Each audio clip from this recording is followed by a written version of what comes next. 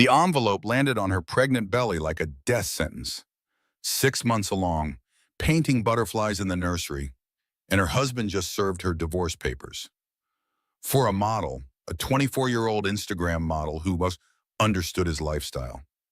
But here's what Derek Ashford didn't know. The woman he just called mentally unstable in a press release, the wife he publicly humiliated, the one he thought would take $2 million and disappear quietly. She wasn't nobody. She was Cassandra Whitmore, daughter of a pharmaceutical billionaire, heiress to a $12 billion empire. She'd hidden her identity for 5 years to find real love, and he just made the worst mistake of his life. What happened next?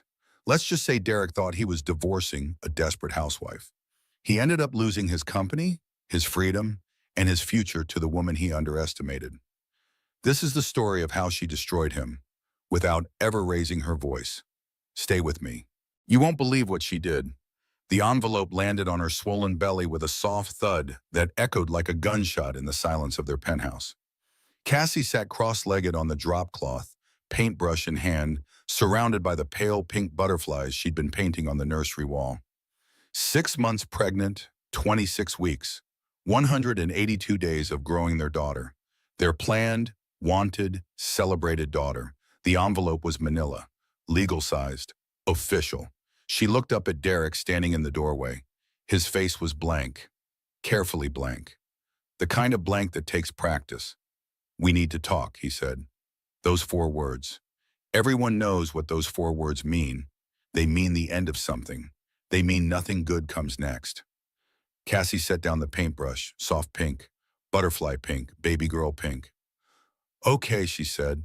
Her voice sounded small, distant, like it was coming from somewhere else.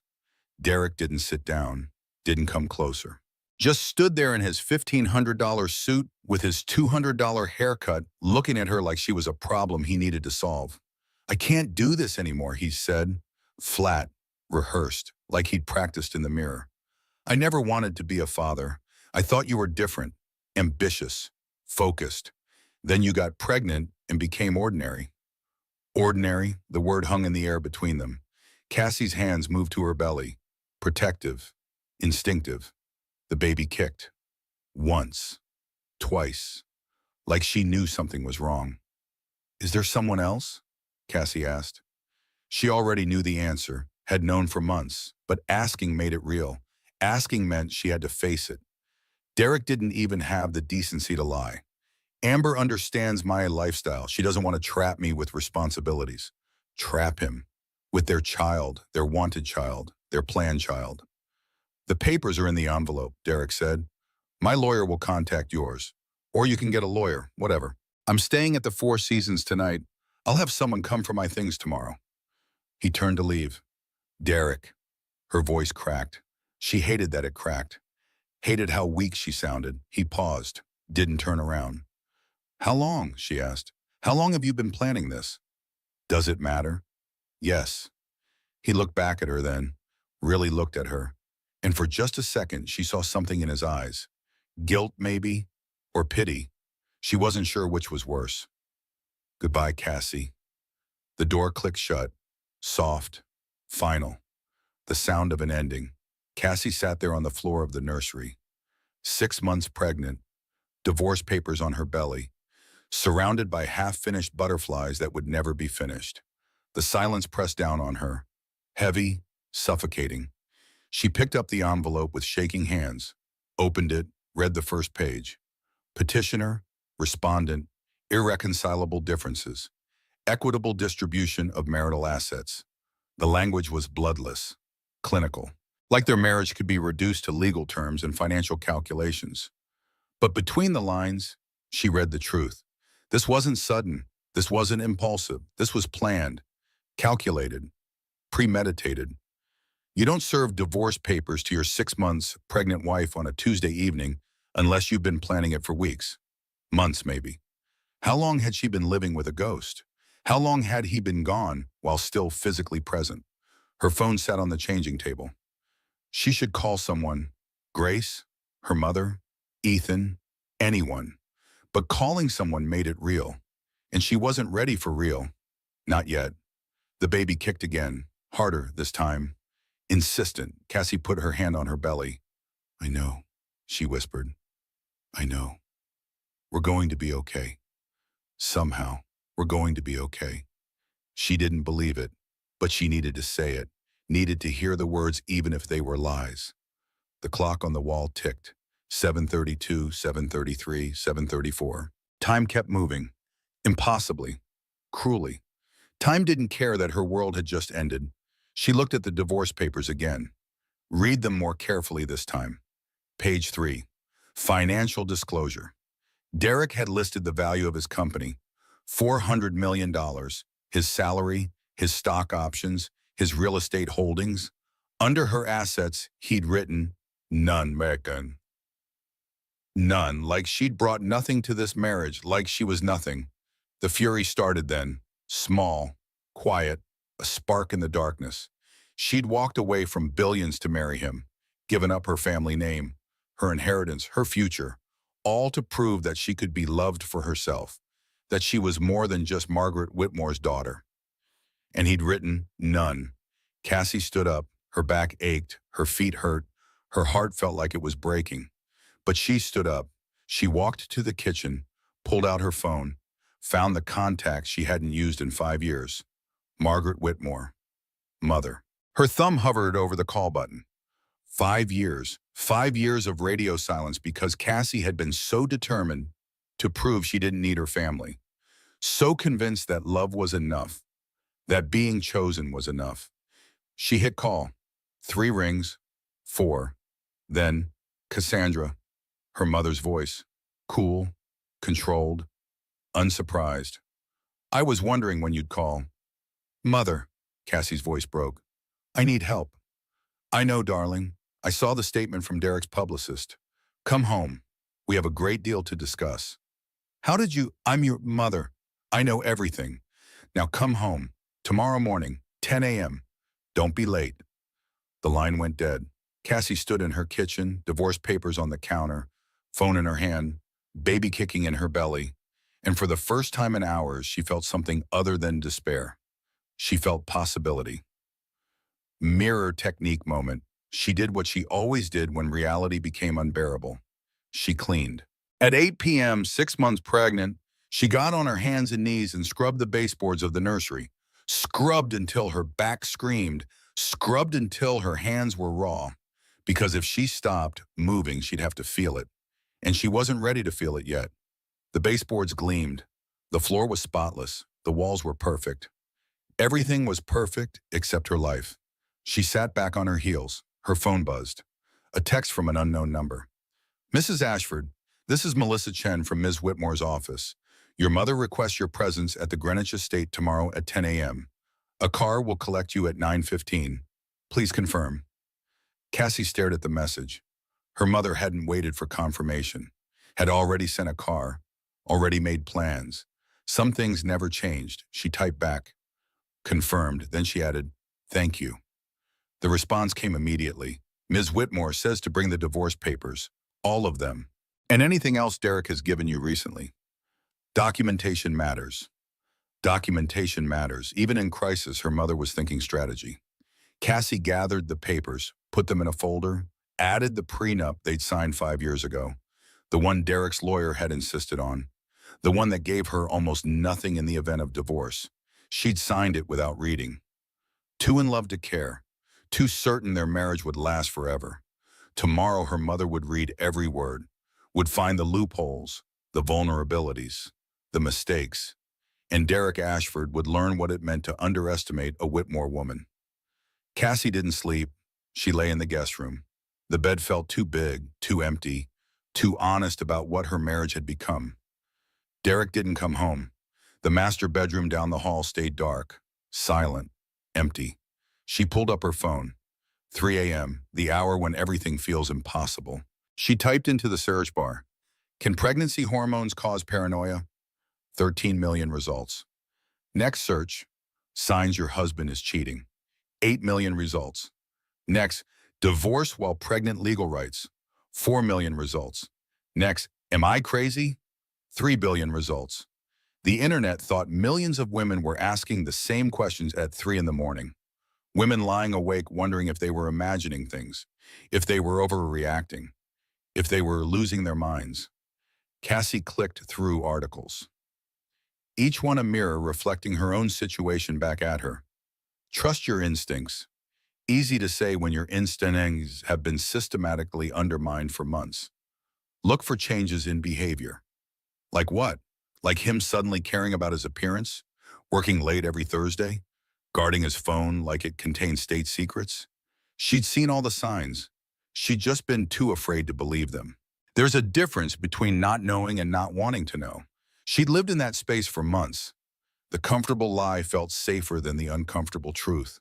Her mind spiraled through memories, reframing everything through this new lens of betrayal. 3 months ago, dinner at home.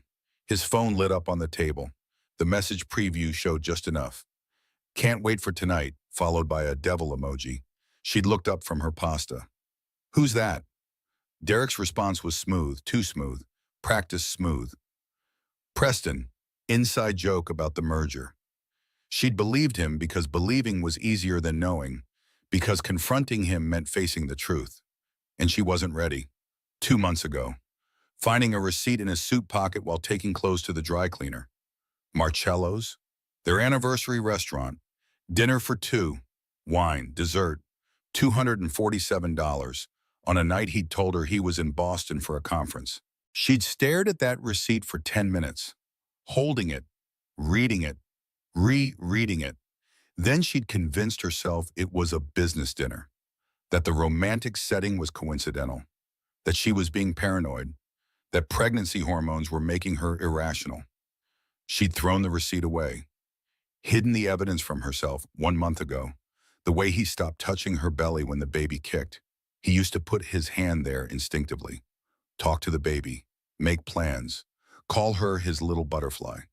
Then suddenly nothing. Like the pregnancy made Cassie untouchable, undesirable, other. She'd blamed it on work stress, on the company's financial pressures, on anything except the truth staring her in the face. The truth, her husband had been planning his exit for months, and she'd been too afraid to see it. Validation whisper. I wasn't being paranoid. I was being observant. There's a difference. Dawn broke. Gray light filtered through the curtains of the guest room. A key turned in the front door. Derek, finally coming home. Cassie stayed perfectly still, listened to him move through the apartment, his footsteps in the foyer, the rustle of his coat, the clink of his keys on the marble counter. He didn't check on her, didn't come to the guest room, went straight to the master bedroom and closed the door. The message was clear. They were done, just going through the motions now. At 7 a.m., her doorbell rang. Cassie stumbled out of bed, disoriented, exhausted, opened the door. Grace stood there with 2 coffees and a determined expression. Get dressed, Grace said, pushing past her into the apartment. We're going for a walk, and we're going to talk about what you're going to do. How did you know? Lottie called me. Your assistant has been fielding calls from Derek's PR team all morning. Apparently, they're planning to release a statement about the divorce. Cassie took the coffee. Decaf. Grace never forgot. I'm going to my mother's, Cassie said. Grace stopped, stared. Your mother, Cassie, you haven't spoken to your family in 5 years. I know, but Derek just made a very stupid mistake. What mistake? He forgot to ask who I am. They walked to Central Park. The morning was cold, clear, the kind of day that felt like a fresh start even when your life was ending. Grace didn't sugarcoat. It was one of the things Cassie loved most about her. I'm going to say what you're not ready to hear, Grace said. This isn't sudden. Men don't wake up and decide to divorce their pregnant wives. This has been planned. The words landed like physical blows. How long? Cassie whispered. Does it matter? Grace pulled up her phone. I said to her boss, look, I wouldn't show you this if I wasn't 100% sure you need to see it. Instagram, Amber Sterling's account, private. But Grace had screenshots from a mutual friend's cousin's story. 6 degrees of separation in the age of social media. Photo 1, Derek and Amber at the Met Gala. Last May, she was wearing gold, he was wearing a tuxedo. They were standing close. Too close. Photo 2, Derek and Amber at the opening of that new Italian restaurant in Tribeca.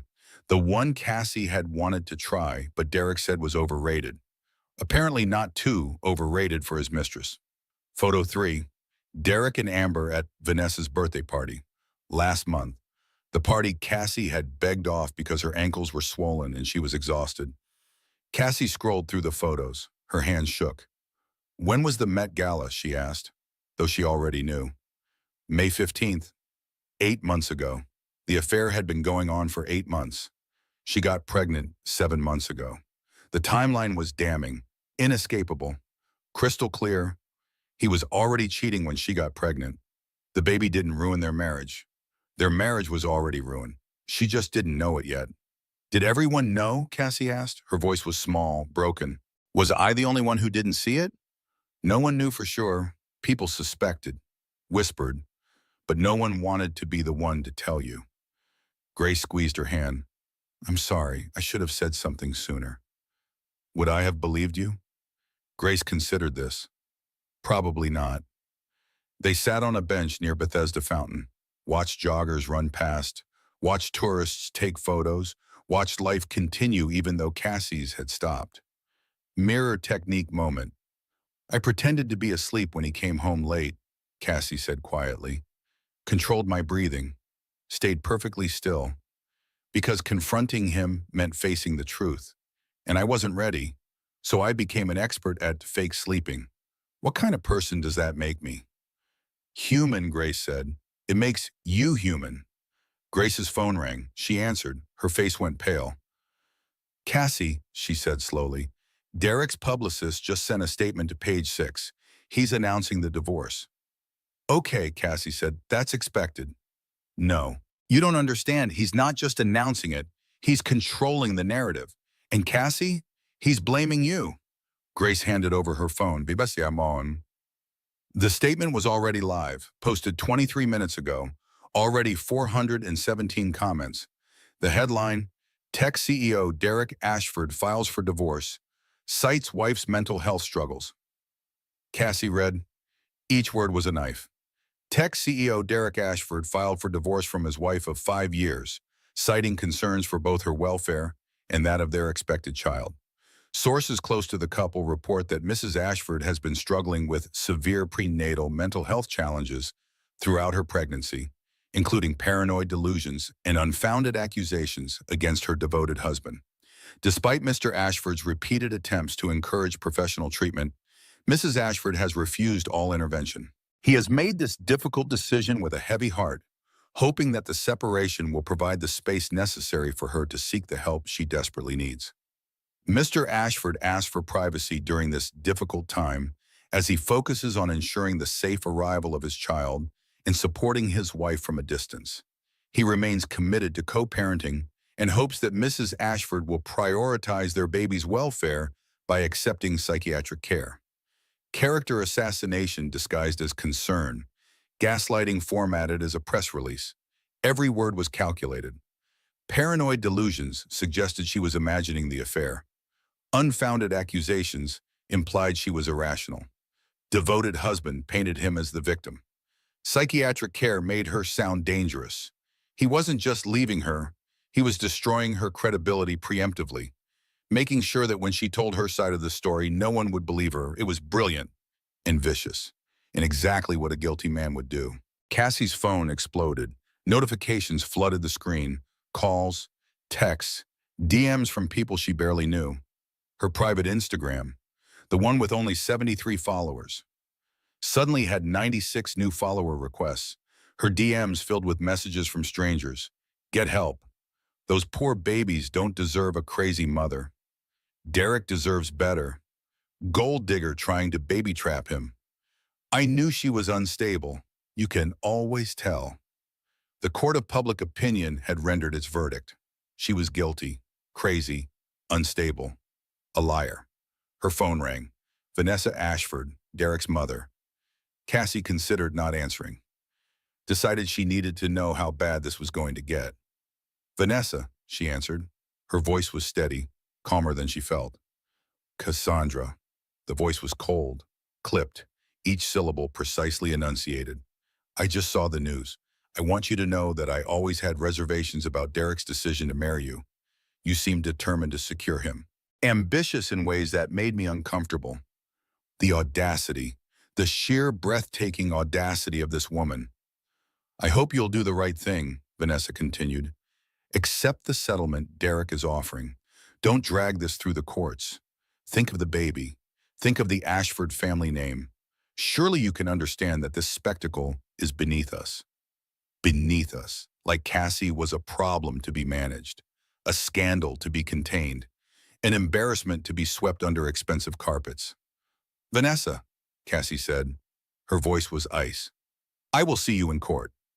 She hung up. Grace was pacing, furious. We need to get ahead of this. You need to make a statement. You need to show receipts. You need to— No! Grace stopped pacing. What do you mean, no? I mean no public statement. No defending myself to strangers on the internet. No playing his game on his terms. Cassie's voice was cold, clear, final. I need to call my mother. Your mother? Cassie, you haven't spoken to your family in 5 years. You walked away from them. What makes you think they'll help you now? Because I'm Margaret Whitmore's daughter, and Derek just made a very stupid mistake. What mistake? He forgot to ask who I am, where I come from, what resources I actually have access to. Cassie stood up. Her hands were shaking, but her voice was steady. He thinks I'm helpless, isolated, vulnerable. He's about to learn otherwise. She pulled up her phone, found the contact labeled mother, the one she hadn't called in 1,826 days. Hit dial, 3 rings, 4. Then Cassandra, her mother's voice, cool, controlled, completely unsurprised. I was wondering when you'd call. Mother, Cassie's voice cracked despite her best efforts. I need your help, and I'm ready to come home. The statement didn't just announce their divorce. It painted Cassie as a danger to herself and her unborn child. Cassie sat in the back of her mother's car. Black Mercedes, leather seats, soundproof. The kind of car that costs more than most people's houses. The driver said nothing, just drove. North through Manhattan, across the bridge, into Connecticut, toward Greenwich, toward home. She read the page 6 article again on her phone. Then the comments. Then the comments on the comments. 532 comments now, growing by the minute. She looks unstable in her Instagram photos. I can always spot the crazy ones. Derek dodged a bullet. Hope he gets full custody. Gold digger baby trapped him, and now she's mad it didn't work. The narrative had solidified in less than 6 hours. She was the villain. Derek was the victim. Case closed. Her phone rang. Unknown number. She almost didn't answer. Mrs. Ashford? A woman's voice. Professional. Careful. This is Nina Berkshire from the New York Times. I'm working on an investigative piece about tech company financing practices. Specifically, I'm looking into your husband's company. I've uncovered some financial irregularities that I think you should know about. Cassie's heart rate spiked. What kind of irregularities? The kind involving missing investor funds, offshore accounts, wire transfers that don't add up. I'd like to meet with you, today if possible. I think you are going to want to see what I've found. Where? There's a diner in Queens, Joe's, corner of 42nd and Vernon, 2 p.m. Come alone. And Mrs. Ashford? Don't tell anyone where you're going. Not yet. The line went dead. Cassie stared at her phone. Financial irregularities, missing funds, offshore accounts. Sorry, Charles. Derek wasn't just a cheater, he was a criminal. The car pulled up to the Greenwich estate. The gates opened automatically. She was still in the system. Her mother had never removed her access. Even when Cassie insisted she didn't need her family anymore. Even when Cassie married Derek against everyone's advice. Even when Cassie disappeared for 5 years. Her mother had kept her in the system. Just in case. Margaret Whitmore stood on the steps of the main house, 77 years old. Silver hair pulled back in a flawless chignon. Cashmere sweater, pearls, the kind of woman who runs board meetings and intimidates senators. Hello, darling, her mother said. It's time to come home. They sat in the conservatory, Floor-to-ceiling windows, view of the gardens, morning light streaming through glass. Margaret poured tea from a porcelain pot that was probably worth more than Cassie's car. I knew Derek was wrong for you the moment I met him, Margaret said. Her voice was calm, matter of fact, like they were discussing the weather. Too smooth, too eager. Men who marry above themselves have two reactions, gratitude or resentment. Derek was always going to choose resentment. You never said anything. You wouldn't have listened.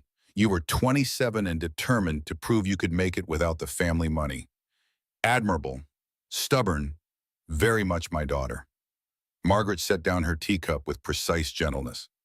But now he's proven exactly why you shouldn't trust pretty men with mediocre ambitions and expensive tastes. So, what are you going to do about it? I'm going to divorce him. Obviously, but that's not what I asked. I asked what you're going to do about it. Before Cassie could answer, the door opened. Ethan walked in, her older brother, 3 years older, 3 years wiser, the son who stayed, who learned the business, who never ran from the family legacy. He was in a three-piece suit, navy, perfectly tailored, looking every inch the pharmaceutical executive he was. Cassie. He crossed the room, hugged her carefully, mindful of her pregnant belly. I'm sorry about Derek, but I'm not surprised. Everyone keeps saying that, because everyone saw what you refused to see, that he was using you, that he resented your family, that he was always going to leave when you stopped being useful to him. The words stung because they were true.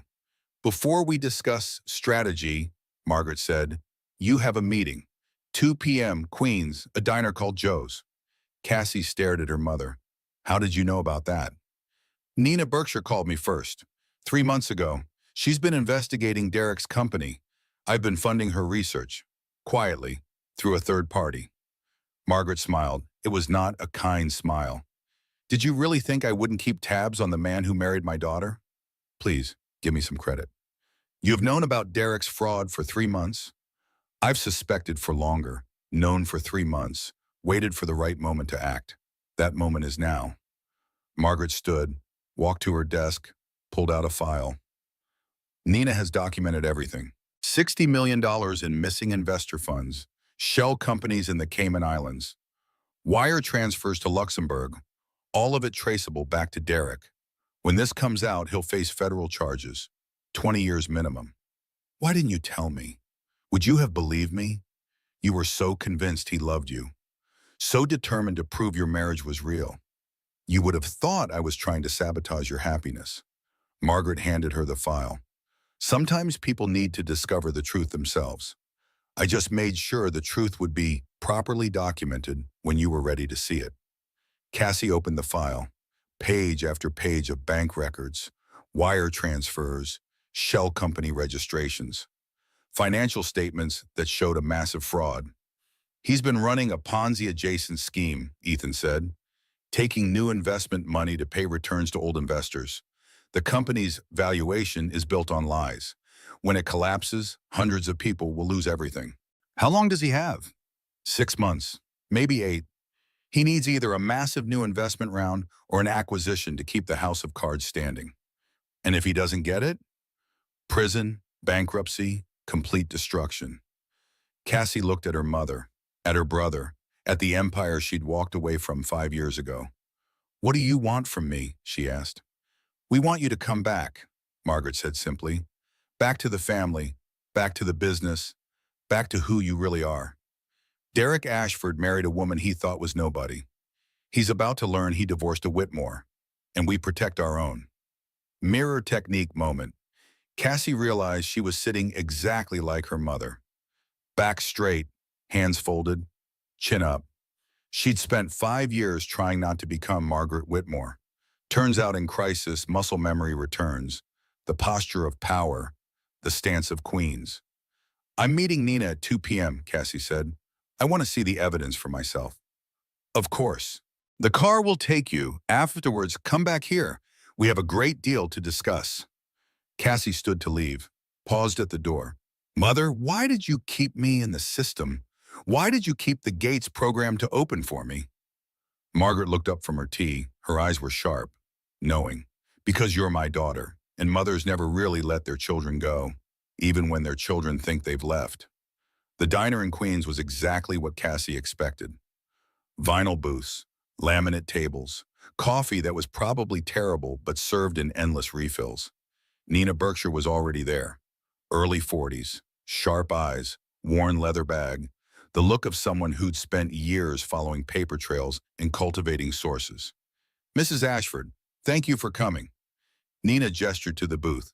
Coffee, it's terrible, but it's hot. Decaf if they have it. Nina signaled the waitress, ordered 2 decafs, waited until the woman left before sliding a folder across the table. Your husband's company received $200 million in Series C funding 18 months ago. According to SEC filings, that money went into product development and infrastructure improvements. According to my sources, that's not where the money went. Cassie opened the folder. Financial statements, bank records, wire transfer receipts, shell company documentation. At least $60 million is unaccounted for, Nina continued, moved through a network of offshore companies, routed through the Cayman Islands, then Luxembourg, then back to a series of LLCs registered in Delaware. All of them traced back to Derek. He's been stealing from his own company? It's more sophisticated than that. He's been using new investment money to pay returns to old investors. Classic Ponzi-adjacent scheme. The company's valuation is built on projected growth that doesn't exist. The technology works, but not as well as he claims. The user numbers are inflated. The revenue projections are fantasy. When the next audit happens, the whole thing collapses. Cassie studied the documents, page after page of evidence. Damning, inescapable. Why are you showing me this? She asked. Nina set down her terrible coffee. Because you're about to get divorced. And if I'm right about what Derek is doing, you're entitled to half of everything, including what he's hidden. Also, she hesitated. My sister went through something similar. Her husband hid assets before filing for divorce. By the time she found out, it was too late. The money was gone. She ended up with nothing while he walked away rich. I don't want that to happen to you. Your sister told you to help me? My sister killed herself 3 years ago. The financial devastation was part of it. So yes, I'm helping you for her. And for every woman who's been underestimated by a man who thinks he's smarter than everyone else. Cassie looked at Nina, really looked at her, saw the grief there. The determination, the quiet fury of a woman who couldn't save her sister, but could maybe save someone else. Can I keep these? Cassie asked. Those are copies. I have the originals in a safe deposit box. 3 different banks. I'm not stupid. Nina pulled out a business card. When you're ready to go public with this, call me. I'll publish everything. Make sure the world knows exactly who Derek Ashford really is. What if I'm not ready? What if I want to wait? Then wait. I've been working on this story for 4 months. I can wait a few more weeks. But Mrs. Ashford, don't wait too long. The longer Derek has, the more money he can hide, the more people he can hurt, and the harder it will be to get justice. Cassie photographed every page with her phone, sent the photos to 3 email addresses, her encrypted account, Julian Reeves's office, Ethan's private email. Thank you, she said, for caring, for doing this work, for not dismissing me as the crazy wife Derek's trying to paint me as. Women need to protect each other, Nina said simply. God knows no one else is going to do it. Back in the term, Cassie's phone buzzed. A text from an unknown number. This is Jennifer Morris. I was one of Derek's first investors. I put $2 million into his company 5 years ago. I just read the Page 6 article. I want you to know I don't believe it. And I'm not the only one. There are 8 of us who have been comparing notes, who've noticed irregularities in the financial reports. If you need allies, you have them. Call me when you're ready. Cassie stared at the message. Allies, people who believed her, people who saw through Derek's lies. She wasn't as alone as he wanted her to believe. Validation, whisper. All those times he called me naive about business. All those times he mansplained basic financial concepts to me while I nodded and played dumb. He was projecting. He was the fraud all along. Julian Reeves's office looked exactly like Cassie remembered. Mahogany walls, Floor-to-ceiling law books, Persian rugs, the kind of office that whispered old money and older power. He'd been the Whitmore family attorney for 32 years, handled Margaret's second divorce, Ethan's startup incorporation, the family trust restructuring, Cassie's college graduation gift of $2 million that she'd never touched.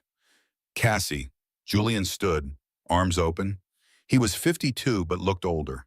Distinguished silver hair, kind eyes behind expensive glasses. Your mother told me what happened. I'm so sorry. Don't be sorry. Help me understand what I'm looking at. They spread Nina's documents across the conference table. Financial statements, bank records, wire transfers, shell company registrations, page after page of Derek's crimes. Julian's expression grew darker with each revelation. This is worse than embezzlement, he said finally. Derek is running a scheme that's going to implode spectacularly. He's taking investor money, moving it through shell companies, using new investments to pay returns to old investors. The company's entire valuation is built on lies. When this collapses, and it will collapse, people will lose everything. How long does he have? Before the collapse, 6 months, maybe 8. He needs either a massive new investment round or an acquisition to keep the house of cards standing. Without that, the SEC catches up. The investors demand audits, and everything falls apart.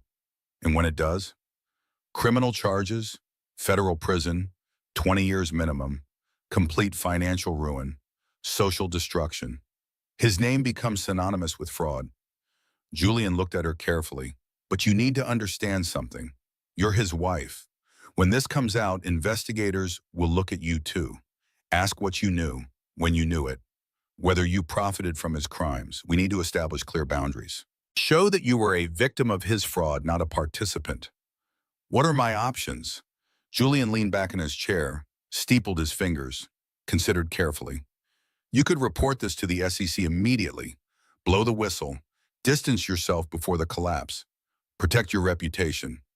You'd be seen as a hero, the wife who stopped her husband's fraud. Or you could wait. Let him dig deeper. The divorce isn't final for minimum 6 months in New York. Long enough for him to keep manipulating numbers, hiding money, lying to investors. Then when you're ready, you reveal everything. With your testimony and these documents, you'd be protected as a whistleblower. He wouldn't be. You're suggesting I wait? I'm suggesting you think strategically. Right now, Derek controls the narrative. He's painted you as unstable. If you come forward immediately, people will say you're vindictive, a scorned wife making false accusations. But if you wait, gather more evidence, let him commit to his lies in writing, under oath to investigators, then your testimony becomes undeniable. Then you're not a scorned wife. You're a credible witness with documentation. Cassie looked at the evidence spread across the table, thought about Derek's smug face when he served her divorce papers, his casual cruelty, his absolute certainty that she was powerless. How much more evidence do you need, she asked. I'd like to see his personal accounts, any communication about the shell companies, documentation of the wire transfers he personally authorized, email correspondence with offshore banks. Julian paused. You still have access to his computer? He hasn't changed the passwords yet. Then we have a window, a small one, but enough. Cassie's phone buzzed, a text from Ethan. Come back to Greenwich. Mother wants to make a proposal, something you need to hear. She looked at Julian. What kind of proposal? I think Margaret wants to buy Derek's company, save it from collapse, and in doing so destroy him completely. Julian smiled. It was not a kind smile. Your mother doesn't just win, she annihilates. You should probably hear what she has to say. The drive back to Greenwich took 45 minutes. Cassie spent the time thinking about justice, about revenge, about the difference between the two. Derek had humiliated her publicly, called her mentally unstable, tried to paint her as an unfit mother, was stealing from investors, planning to leave her with nothing. What did justice look like in a situation like this? Prison seemed too easy, too clean, too anonymous. No, justice needed to be public, permanent, personal. Justice needed to be Derek watching everything he'd built crumble, watching the world see him for what he really was, watching the people he'd manipulated turn against him. Justice needed to hurt. Back at the estate, Margaret and Ethan were waiting in the library. The room smelled like old books and older money. 3 generations of Whitmores had made decisions in this room. Decisions that shaped industries, moved markets, changed lives. Sit, Margaret said. Not unkindly, just a direct, efficient, the way she'd always been. Cassie sat. Julian tells me you understand the scope of Derek's fraud, Margaret began. Good, that makes this conversation easier. Whitmore Pharmaceuticals would like to make an acquisition offer for Ashford Tech. What kind of offer? Ethan pulled up a presentation on his tablet. We acquire the company. We save it from collapse. We save the cause. We save the investors who trusted Derek. We clean up the fraud. We install new leadership. We turn it into a profitable division of Whitmore Pharmaceuticals. And in exchange, Derek steps down. No severance. No golden parachute. No board seat. Just out. Why would he agree to that? Because the alternative is prison, Margaret said simply. We present him with a choice. Accept our acquisition and walk away with his freedom. Or decline and face federal charges for securities fraud, wire fraud, and money laundering. We have documentation. We have witnesses. We have his own emails describing the shell companies as tax minimization strategies, which is code for fraud. He's looking at 20 years in federal prison. So he can walk away broke, but free. Or he can refuse and go to prison. His choice. What do you need from me? We need you to stay married to him for 90 more days, Ethan said. During acquisition negotiations, spousal testimony, privilege protects certain communications. We need that legal protection while we untangle his shell companies and recover the missing investor funds. After 90 days, you file for divorce. By then, the acquisition will be complete, and you'll have maximum leverage. 90 days of living with a man who destroyed me? 90 days of destroying the man who underestimated you, Margaret corrected. There's a difference, darling. One is passive, one is active. Which do you prefer? Cassie thought about it. 90 days, 3 months, 13 weeks, living with Derek, pretending, playing a role, being strategic. Could she do it? Did she want to? Her phone buzzed, a text from Derek. We need to talk. Amber is pregnant too. I'm going to be a father twice over. We should handle this like adults. I'll give you $2 million to go quietly. Think about the baby. Think about what's best. $2 million is more money than you've ever had access to. Take it. Move on. Find someone more your speed. $2 million. Like that was generosity. Like she should be grateful. Like he had any idea who he was really married to. Cassie showed the text to Margaret and Ethan. Margaret's expression didn't change. Is Amber actually pregnant? I doubt it. That sounds like a pressure tactic. Make me think I'm being replaced completely. Make me desperate. Good instincts. Margaret set down her tea. So, what's your answer? 90 days of strategic patience or immediate divorce and potential collateral damage? Cassie thought about her daughter, the baby kicking in her belly. What kind of mother did she want to be? The kind who taught her daughter to run from fights, or the kind who taught her daughter to win them? I'll do it, Cassie said. 90 days. But I want documentation of everything. And I want protection. Legal, financial, personal. If Derek figures out what we're doing, if he gets violent, if anything happens to me or the baby, I need guarantees. Done, Ethan said. We'll have a security detail on you, discreet. You won't see them, but they'll be there. And you'll have a panic button, medical alert. Hit it, and we'll have people there in minutes. One more thing, Cassie said. I want to be part of this. Not just a pawn. I want to see the financial documents. I want to understand the acquisition. I want to be in the room when Derek signs the papers. This isn't just about protecting me. It's about teaching me, training me, preparing me to never be this vulnerable again. Margaret smiled, a real smile this time. Proud. Now you sound like a Whitmore. Mirror technique moment. As Cassie sat across from her mother and brother planning the destruction of her husband's empire, She realized her hands were perfectly steady, not shaking, not trembling, steady. This was the exact moment she stopped being Derek's victim and became his worst nightmare. I'll text him back, Cassie said. Accept his terms, play along, make him think he's winning. She typed, okay, 2 million, I'll take it. Just want this over. Send the papers to Julian Reeves's office. I'll sign. Derek's response was immediate. Smart choice. You'll be happier without me anyway. I was doing you a favor leaving. You just couldn't see it. The audacity, the narcissism, the complete lack of self-awareness. Cassie showed the text to Margaret. He really thinks he's doing you a favor? He really does. Good. Arrogance makes men sloppy. Let him think he's smarter than everyone else. Let him think he's won. And then when he's at his most confident, when he's absolutely certain he's gotten away with everything, we'll destroy him so completely he'll never recover. Validation whisper. The hardest part wasn't the betrayal. It was realizing I'd made myself small enough to fit into his idea of what I should be. I apologize for being pregnant, for having opinions, for taking up space. Never again. I'm done shrinking.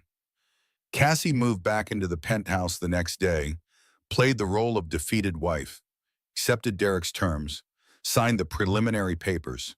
Derek was magnanimous in victory, generous, condescending. I'm glad you're being reasonable about this, he said over breakfast 3 days later. His first breakfast home in a week. I was worried you'd be difficult, emotional. You know how women get. Cassie bit her tongue, literally, bit the inside of her cheek until she tasted blood, because screaming at him would feel good for 5 seconds and destroy everything for 90 days. I just want what's fair, she said, voice small, apologetic, everything he expected. And you'll get it. 2 million is more than fair. It's generous, actually. You didn't contribute financially to the marriage. You didn't help build the company. You were supportive, sure, but that's what wives do. He poured himself coffee. You'll find someone new, someone more your speed, someone who doesn't have my level of ambition. Someone more your speed, like she was a broken-down car he was trading in. Where will you live, he asked. With the baby? You can't afford Manhattan on 2 million. Maybe New Jersey? Queens? I haven't thought about it. Well, you should. The baby comes in 3 months. You need to figure things out. Get organized. You know how scattered you can be. Scattered. He'd called her scattered for 5 years, every time she forgot something, every time she misunderstood, every time she didn't meet his expectations. She wasn't scattered. She was exhausted from walking on eggshells. I'll figure it out, she said. Good. Oh, and Cassie, about the statement, the page 6 thing, I hope you understand that was necessary. I needed to control the narrative, protect my reputation. You understand, right? You called me mentally unstable. I called you struggling. There's a difference. And honestly, you have been paranoid, accusing me of things, making unfounded allegations. I was just being honest. Gaslighting classic, textbook, predictable. I understand, she said, because arguing was pointless, because he'd never admit the truth, because narcissists just don't apologize. I knew you would. You're a good woman, Cassie. You'll make someone very happy someday. Just not me. We weren't compatible. Better to end it now than waste more years. He left for work. Cassie sat at the breakfast table, alone, hands shaking with suppressed rage. Her phone buzzed, a text from Grace. How are you holding up? Do you need me to come over? I can leave work early. Cassie typed back, I'm okay, playing the role. It's harder than I thought. You're the strongest person I know. You've got this. And if you need to scream, call me. I'll scream with you. That night, Derek didn't come home until after midnight. Cassie heard him stumble in, heard him on the phone in the hallway. I know, baby, I know. Just a few more weeks. Once the divorce is final, we can be together. Publicly, properly. I'll take you to Paris, Monte Carlo, anywhere you want. Just be patient. Amber, he was talking to Amber. In their home. While Cassie pretended to sleep in the guest room, the cruelty was breathtaking. She recorded the conversation on her phone, sent it to Julian, added to the file. Evidence, documentation, ammunition. The next 2 weeks were performance art. Cassie played defeated. Derek played magnanimous. They circled each other in the penthouse like actors on a stage. At night alone in the guest room, Cassie broke down. The performance was exhausting. The emotional toll was crushing. She called Grace at 3 a.m. one night, hands shaking, breath short, panic rising. "What if I'm making a mistake?" she whispered. "What if I should just take the money and run? What if I'm being vindictive and it hurts the baby? What if he's right and I am unstable? What if I'm doing all of this just to hurt him and it makes me just as bad as he is?" "Stop." Grace's voice was firm. "You're not unstable. You're strategic. There's a difference. And that baby deserves a mother who doesn't teach her that lying down and taking abuse is love. You're teaching your daughter to fight back, to refuse victimhood, to demand justice. That's not vindictive. That's powerful. But what if I can't do this? What if I break? What if he realizes I'm faking and it all falls apart?" "Then it falls apart. But I don't think it will. I think you're stronger than you know. I think you've been strong this whole time. You've just been convinced you're weak. There's a difference." Deep vulnerability. Moment, and after talking to Grace, Cassie sat in the dark of the guest room, hand on her belly, baby kicking steadily, and she let herself feel the full weight of everything, the fear, the doubt, the bone-deep exhaustion of pretending to be okay when everything was falling apart. She let herself cry, really cry, the kind of crying that comes from the soul, the kind that leaves you empty and somehow lighter. Then she washed her face, took a breath, and went back to pretending. The settlement conference was scheduled for 3 weeks after Derek served the papers. Cassie arrived at the lawyer's office with Julian. Derek arrived with Bradford Keene. Expensive suit, expensive briefcase, expensive reputation for destroying wives. "My client is offering $2.5 million, Keene said. Professional, detached, like he was discussing a used car. Given that Mrs. Ashford brought no material assets to the marriage and that Mr. Ashford built his company before their union, this is more than generous." Julian didn't even look up from his notes. "Your client's company is currently valued at $400 million. New York is an equitable distribution state. Mrs. Ashford is entitled to her fair share of marital assets. The company was premarital. The company's growth during the marriage was not. The intellectual property developed during their marriage was not. The investments secured during their marriage were not. The value created during their union belongs to both parties." Derek leaned forward. His expression was kind, concerned, patronizing. "Cassie, please, let's be reasonable. You know I built this company from nothing. You were supportive, sure, but you didn't contribute financially. You didn't understand the technology. You didn't bring in investors. This is just fair." Fair. He kept using that word, like fairness had anything to do with this. Cassie looked directly at him, held his gaze, let him see something in her eyes that made him uncomfortable. "Fair would have been honesty," she said quietly. "Fair would have been loyalty. Fair would have been not serving me divorce papers while I'm carrying your child. But you're right about one thing. Let's be reasonable. I'll accept your $2.5 million. Derek's shoulders relaxed. Victory. He thought he'd won. Keene started to smile. "Plus," Cassie continued, voice perfectly calm, 51% of the company. The room went silent, the kind of silence that precedes earthquakes. Keene actually laughed. 51%? That's insane. Mrs. Ashford, I understand you're emotional, but that's not how equitable distribution works. We'll never agree to that." Julian pulled a folder from his briefcase. Thick, heavy, damning. Slid it across the table. "Then my client will exercise her rights under New York partnership law and force a full forensic audit of Ashford Tech, including all offshore accounts, all shell companies, all wire transfers to entities registered in the Cayman Islands, Luxembourg, and Delaware. We'll also be filing a complaint with the SEC regarding multiple instances of securities fraud we've already documented." Julian opened the folder. Bank records, wire transfers, shell company documentation, financial statements that showed exactly where $60 million went. The discovery period alone will tank your valuation, Julian continued. Your investors will panic, your board will revolt, and your client will face federal investigation that could result in 20 years in federal prison. So you have a choice, Mr. Keene. Give Mrs. Ashford majority control and Mr. Ashford steps down quietly, or face federal investigation and criminal charges. You have 72 hours to decide. Derek's face had gone white. His hands gripped the table edge. Where did you get those documents? Investigative journalism, Cassie said, and a very thorough attorney. You really should have changed your computer passwords, Derek. That was your first mistake. Underestimating me was your second. Hook. Moment, Keene gathered the documents, stood up. We need to consult with our client. We'll be in touch. After they left, Julian turned to Cassie. You did well. You didn't show emotion, didn't get rattled. That was perfect. I wanted to scream at him. I know, but you didn't. That's what matters.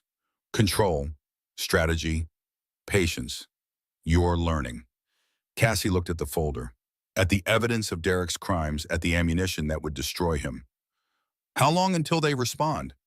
Days, maybe a week. Keene needs to explain to Derek exactly how much trouble he's in, needs to make him understand that fighting this means prison.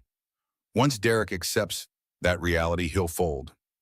Men like him always do. They're bullies, and bullies fold when someone fights back. That night, Derek came home angry, furious, threw his briefcase across the living room.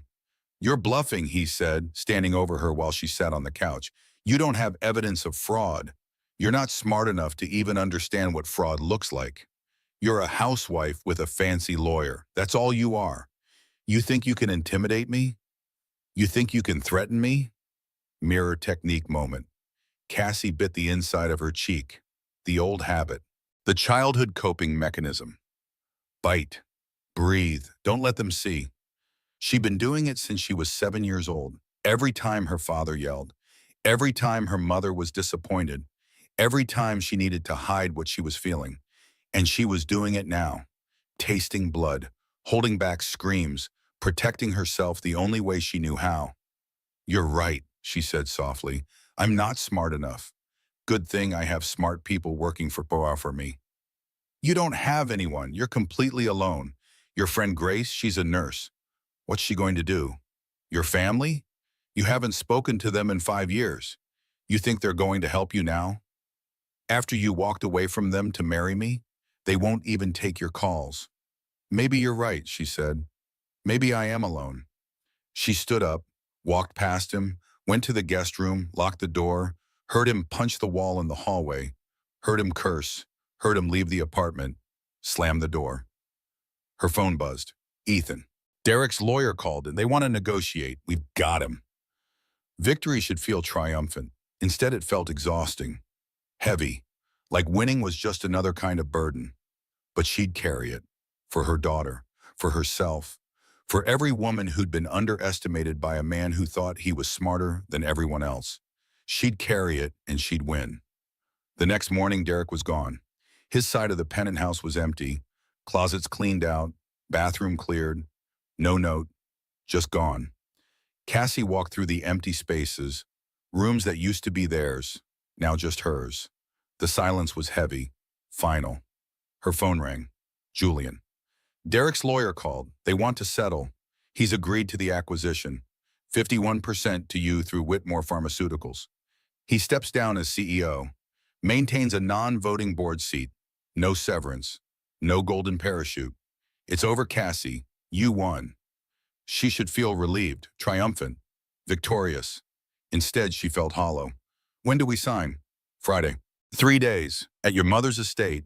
Derek insisted on neutral ground. He doesn't want to be in my office. Doesn't want more lawyers watching. Just him, you, witnesses, and signatures. Will Ethan be there? Your whole family will be there. Margaret insisted. This is a Whitmore acquisition.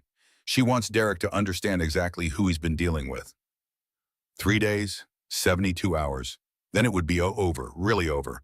She spent those days in a fog, moving through the penthouse like a ghost, packing Derek's remaining things, painting over the butterflies in the nursery, erasing him. Grace came over every evening, brought food, made her eat, sat with her in silence when words were too much. "How are you feeling?" Grace asked on Thursday night, the night before the signing. "Empty, is that normal?" "I think so. You've been running on adrenaline and rage for weeks. Now it's ending. The letdown is natural." "I thought I'd feel happy, relieved, something positive." "Maybe you will, after it's really over, after you've had time to process. Right now, you're still in survival mode. Give yourself permission to just exist. You don't have to feel anything specific." That night, Cassie couldn't sleep. 7 months pregnant now. The baby pressed against her ribs, kicked her bladder, reminded her constantly that time was running out. 3 months until she became a mother. 3 months to figure out how to be a parent alone. She got up at 2 a.m., made decaf tea, sat in the living room looking out at Manhattan, city lights stretching forever. All those people, all those lives, all those stories. She thought about Derek, about the man she thought she'd married, about the man he actually was. Had she ever really known him? Or had she just loved her idea of him? She'd been so determined to prove love was enough, that she didn't need her family's money, that she could make it on her own, that being chosen was the ultimate achievement. But being chosen by the wrong person isn't an achievement. It's just another prison with prettier bars. Mirror technique moment. Cassie realized she was sitting in the dark, drinking tea, talking to herself. When had she started doing that? Sometime in the last few weeks. Talking to the baby, talking to herself, filling the silence with her own voice because being alone with her thoughts was too much. She wondered if this was what going crazy felt like. Then decided she didn't care. Crazy was just another word men used for women they couldn't control. Friday morning arrived. Cold. Gray. December wind cutting through the city. The car picked her up at 9 a.m. Black Mercedes. Same driver, same leather seats, same silence. The drive to Greenwich felt longer than usual, like the universe was giving her time to change her mind, to back out, to choose the easier path. But there was no easier path. There was only forward. The estate looked exactly like it had 2 weeks ago. Unchanged, solid, permanent, unlike everything else in her life. Derek's car was already there. A Tesla, silver, expensive. Exactly the kind of car a tech CEO would drive. Inside the library, everyone was waiting. Margaret, Ethan, Julian, Derek, Keene, Preston Montgomery. 2 witnesses Cassie didn't recognize. Derek looked smaller than she remembered. Diminished. Like defeat had physically shrunk him. "Let's begin," Margaret said. "No pleasantries, no small talk, just business." Julian laid out the papers. 7 pages, each one a death of Derek's dreams. Page 1. Transfer of 51% ownership of Ashford Tech to Cassandra Whitmore Ashford. Page 2. Resignation of Derek Ashford as Chief Executive Officer effective immediately. Page 3. Appointment of Derek Ashford to non-voting board seat. Page 4. Acquisition of Ashford Tech by Whitmore Pharmaceuticals through majority shareholder. Page 5. Dissolution of all offshore accounts and shell companies. Page 6, cooperation with SEC investigation in exchange for immunity from prosecution. Page 7, final settlement of divorce proceedings, $2.5 million to Cassandra Whitmore Ashford plus majority ownership stake. Derek stared at the papers. His hands shook. "You planned this, all of it. You've been working together this whole time." "No," Cassie said quietly. "You planned this when you had an affair, when you hid assets, when you committed fraud, when you underestimated me. I just responded."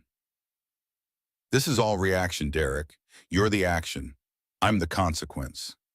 Preston Montgomery stepped forward, Derek's business partner. His closest friend since college, the best man at their wedding. "Derek signed the papers," Preston said. "I've seen the evidence. I've talked to the SEC. You're going to prison if you don't. And honestly, you deserve worse than what they're offering." "You're on her side?"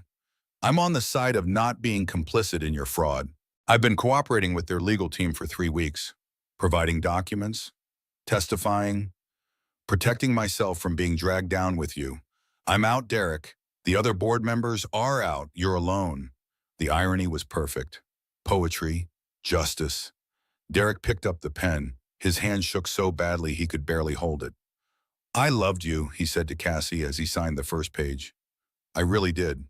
Once." "No," she replied. Her voice was gentle, sad, honest. "You loved the idea of me, the version who made you feel important, who made you feel like you'd won something by convincing a rich girl to pretend to be poor. You never loved the real me because you never bothered to find out who that was. You were too busy congratulating yourself for landing a Whitmore." He signed us after page, each signature an admission, each page a loss. When he finished, he stood, looked at everyone in the room, at the Whitmore family united, at Preston, who'd betrayed him, at Keene, who couldn't save him. "You're all going to regret this," he said, "when the baby comes, when she asks about her father. You're going to have to explain how you destroyed him, how you took everything.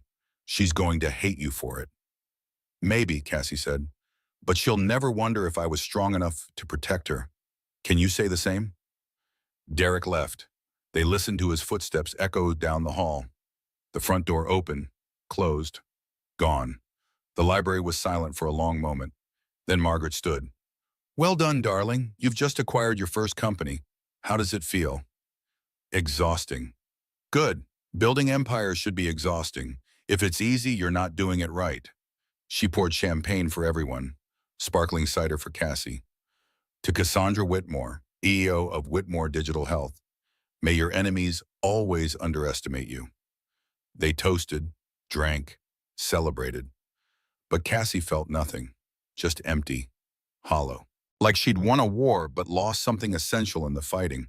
"It's normal to feel nothing right now," Ethan said quietly. "The relief comes later, after the shock wears off, after you realize you're safe." "When does that happen?" "When the baby comes, when you hold her and realize he can't hurt you anymore. That's when you'll feel it." Cassie hoped he was right.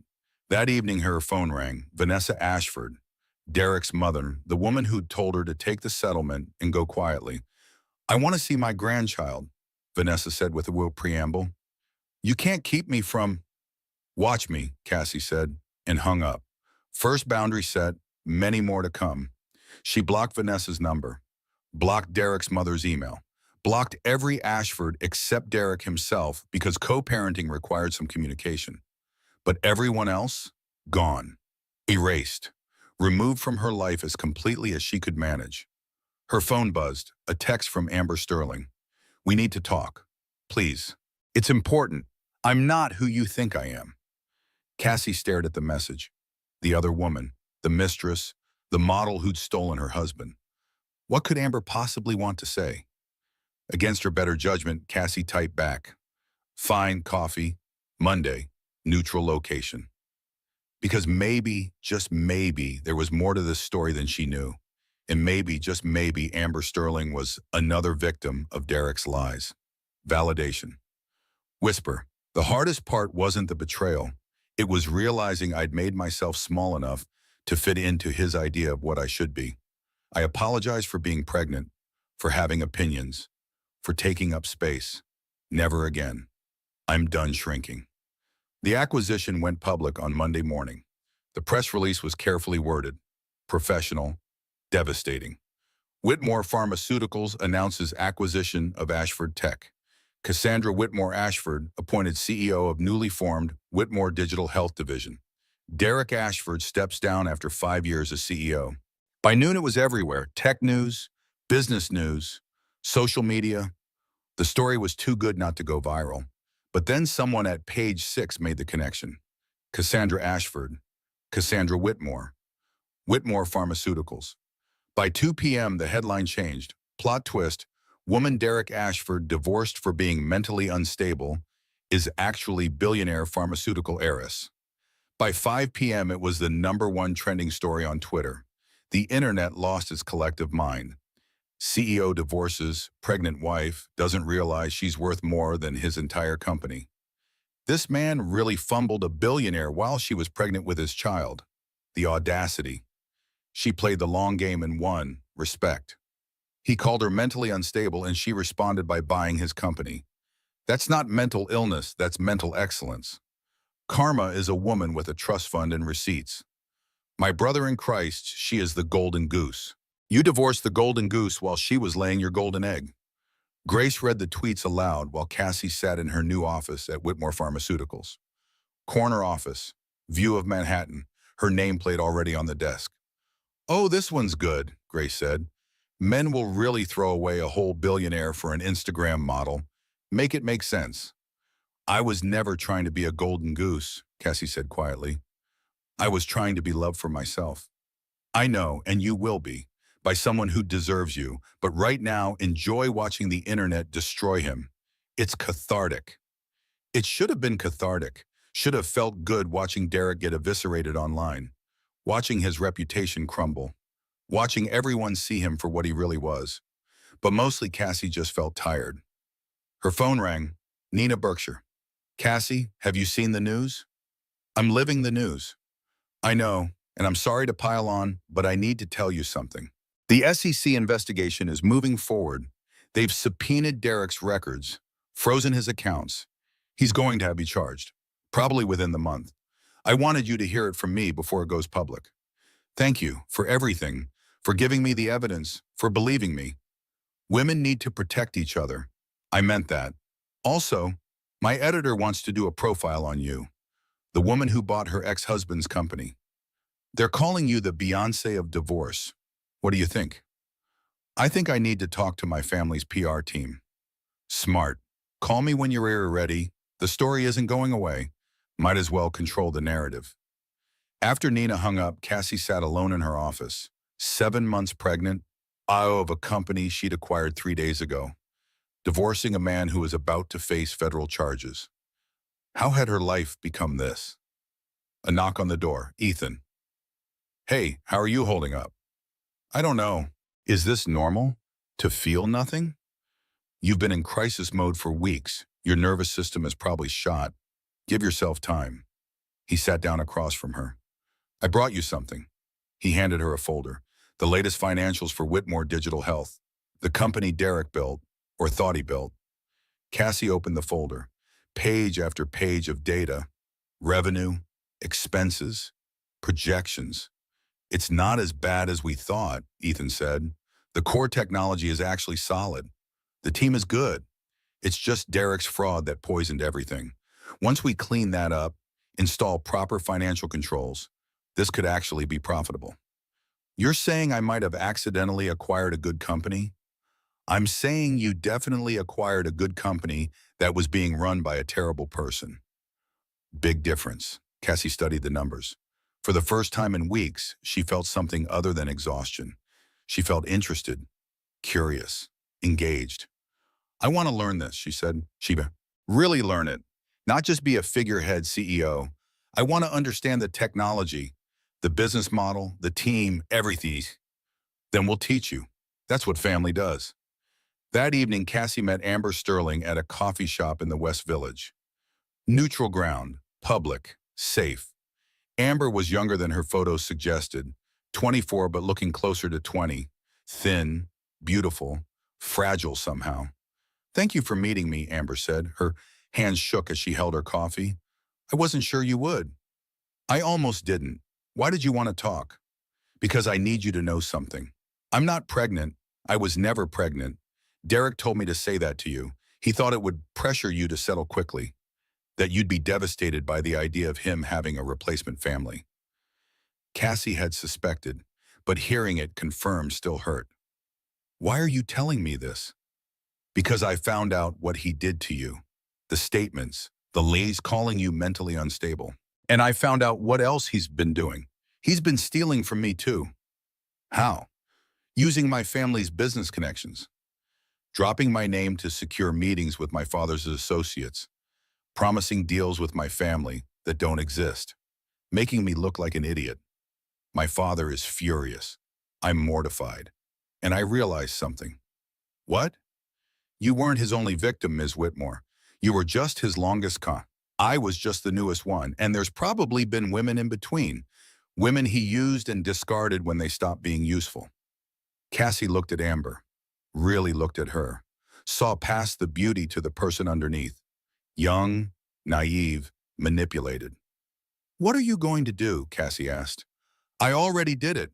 I filed a police report for fraud and identity theft.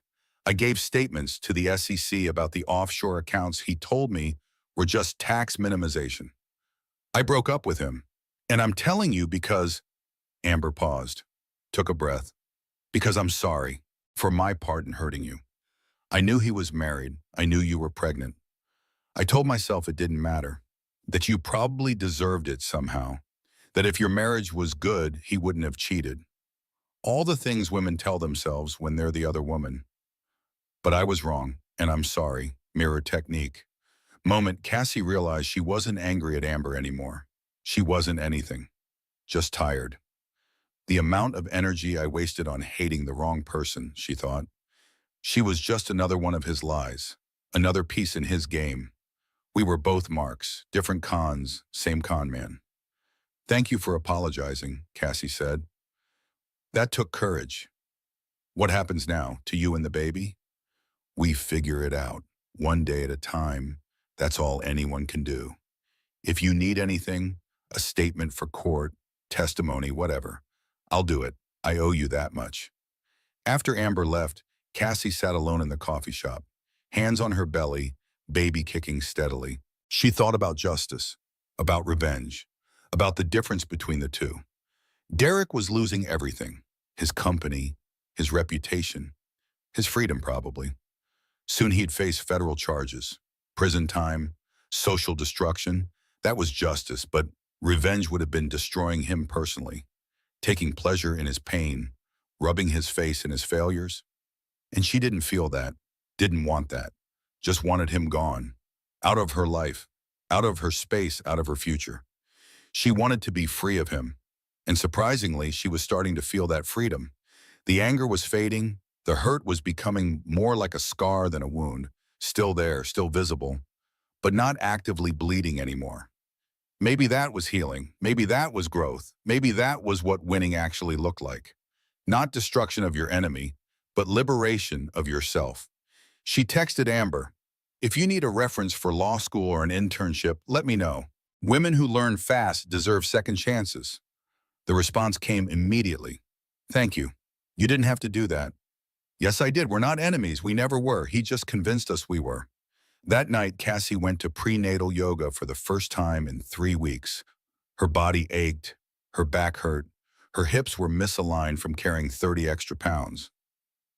But being in the room with other pregnant women, all sharing this strange journey into motherhood, felt grounding, real, human. During Savasana, the instructor said, "Release what no longer serves you." And Cassie did. She let go of the anger, the hurt, the betrayal, the years of making herself small, the need for Derek to acknowledge what he'd done, the fantasy that he'd apologize or change, or suddenly become the man she'd thought she married. She released all of it, let it go, made space for something new. After class, a woman approached her, pregnant, about her age, kind eyes. "I'm sorry, but are you Cassandra Whitmore? I saw the news." Cassie braced for judgment, for questions, for invasive curiosity. "I'm Jennifer Morris," the woman continued. "I was one of Derek's first investors. I put $2 million into his company 5 years ago. I just wanted to say thank you for exposing the fraud, for saving the company, for protecting the rest of us from losing everything. You didn't have to do that. You could have just taken your settlement and walked away. But you didn't, and I'm grateful." "How many investors are there?" Cassie asked. 43, and we're all grateful. Some of us want to send a statement of support. For when the press tries to paint you as vindictive or bitter, we want people to know you saved us. That matters." "Thank you," Cassie said. "That means more than you know." As she drove home, Cassie thought about allies, about the network of people who'd shown up when she needed them. Her family, Grace, Julian, Nina, Jennifer. Even Amber, in her own way, she wasn't alone. She'd never been alone. She'd just been convinced she was by a man who needed her isolated to control her. But now she was free, supported, surrounded by people who saw her as she really was. And maybe that was the real victory, not destroying Derek, but building a life where he was irrelevant. Breathing room scene. That night, Cassie sat in her apartment, her new apartment, the one she'd moved into after leaving the penthouse, smaller, quieter. Hers. She made tea, put on soft music, sat by the window looking out at the city. The baby kicked, strong, insistent, demanding attention. Cassie put her hand on her belly. I know, she whispered. I know you're there. I know you're coming soon. And I promise you, I promise, you'll never watch me make myself small. You'll never see me apologize for existing. You'll grow up knowing that women don't have to shrink to be loved. That strength isn't masculine. That power isn't masculine. That refusing to be victimized isn't masculine. It's just human, just right, just justice. The baby kicked again, like she agreed, like she understood. And for the first time in months, Cassie felt hope. 2 weeks after the acquisition, the SEC formally charged Derek with securities fraud, wire fraud, and money laundering. The news broke at 8 a.m. on a Tuesday. By 9 a.m., it was everywhere. Former tech CEO Derek Ashford charged with defrauding investors of $60 million. Ashford tech scandal, CEO accused of running Ponzi-adjacent scheme. Ex-husband of Pharmaceutical Heiress faces 20 years in federal prison. Cassie was in a meeting when it happened. Revenue projections for Whitmore Digital Health. Her first real CEO meeting. Her first chance to prove she could do this job. Lottie burst in. Miss Whitmore, the SEC just announced charges against Derek. It's all over the news. The room went silent. 10 executives staring at her, waiting to see how she'd react. Cassie took a breath. Okay, thank you, Lottie.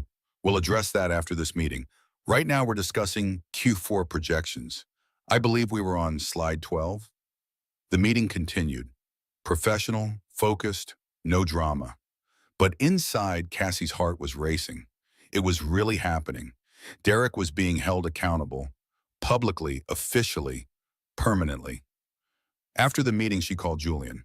I assume you heard, Oman, he said. Hard to miss. What happens now? Now Derek hires a criminal defense attorney, probably someone expensive and excellent. They'll try to negotiate a plea deal. The SEC has him dead to rights, $60 million in documented fraud, wire transfers, falsified reports, lies to investors. He's looking at 15 to 20 years minimum. Will I have to testify? Probably, as his ex-wife, as the person who discovered the fraud, as the CEO who cooperated with investigators. Yes, you'll testify, but Cassie, you're the hero in this story. The whistleblower who saved 43 investors from losing everything. The woman who exposed corruption. That's how history will remember you. I don't feel like a hero. I feel tired. That's because heroism is exhausting. But you did it anyway. That's what makes it heroic. That afternoon, Margaret called. Family dinner, tonight, 7 p.m., Greenwich. Don't be late. We're celebrating. Celebrating what? Your first successful acquisition. Derek's impending imprisonment. The fact that you're 7.5 months pregnant and still showing up every day. Take your pick. Just be here.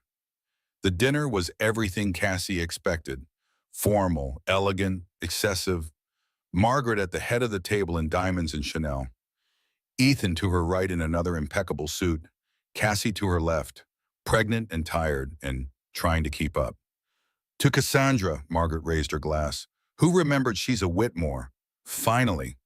They drank, ate, talked business and strategy and the future of Whitmore Digital Health. The team you brought in is excellent, Ethan said between courses. We're on track for profitability by Q2 next year. The technology is solid. The vision is sound. It's just Derek's fraud that poisoned everything. Once that's cleared up, this division could be worth billions. Preston wants to stay on, Cassie said. As COO, he knows the business, knows the team, and he cooperated fully with the SEC investigation. I think we should keep him. Agreed, Margaret said. Loyalty matters. Even loyalty that comes late is better than no loyalty at all. After dinner, Cassie walked through the gardens with her mother. December cold, clear sky, stars visible despite the light pollution from the city. How are you really doing? Margaret asked. No pretense, no performance, just mother and daughter. I don't know. Some days I feel strong. Some days I feel like I'm falling apart. Most days I feel both at the same time. That's called being human, darling. Messy, complicated, contradictory. Welcome to it. Did you feel this way when you divorced dad? Worse, I had two children, no career, and a husband who tried to take everything. But I survived, built an empire, raised you and Ethan, became more than I ever was when I was married. You will too. What if I can't do this? Be a CEO and a mother and a single parent and everything else? Then you'll fail spectacularly, fall flat on your face and get up and try again. That's what Whitmores do. We don't give up. We don't quit. We adapt and overcome. It's in your DNA. Mirror technique moment. Standing in the garden with her mother, Cassie realized she was standing exactly how Margaret stood. Hands behind her back, chin up, shoulders back. The posture of power, the stance of women who refuse to break. She'd spent 5 years trying not to become her mother. But maybe becoming her mother wasn't the worst thing in the world. Maybe it was exactly what she needed. I'm scared, Cassie admitted, of being a single mother, of raising a daughter alone, of messing her up. Good. Fear means you care. The only parents who aren't scared are the ones who shouldn't be parents. You'll be fine. Better than fine. You'll be excellent. How do you know? Because you're my daughter, and I don't produce anything less than excellent. They walked back to the house. Cassie spent the night in her childhood bedroom, the room Margaret had preserved exactly as it was. Photos from high school, trophies from debate team, books from college, a time capsule of who she used to be. She lay in her old bed, hands on her belly, baby kicking constantly now, running out of room, getting ready for the world. 2 more months, Cassie whispered. 2 more months and I meet you. I can't wait. I'm terrified, but I can't wait. Her phone buzzed, a text from Derek. It's from, I know you cooperated with the SEC. I know you're the reason I'm facing charges. I hope you're happy. I hope destroying me was worth it. Our daughter is going to grow up knowing her mother put her father in prison. I hope you can live with that. Cassie stared at the message, the manipulation, the victim blaming, the complete lack of accountability. She typed back, our daughter is going to grow up knowing her mother refused to be victimized, that her mother chose justice over convenience, that her mother protected 43 families from financial ruin. I can live with that. Can you? Send.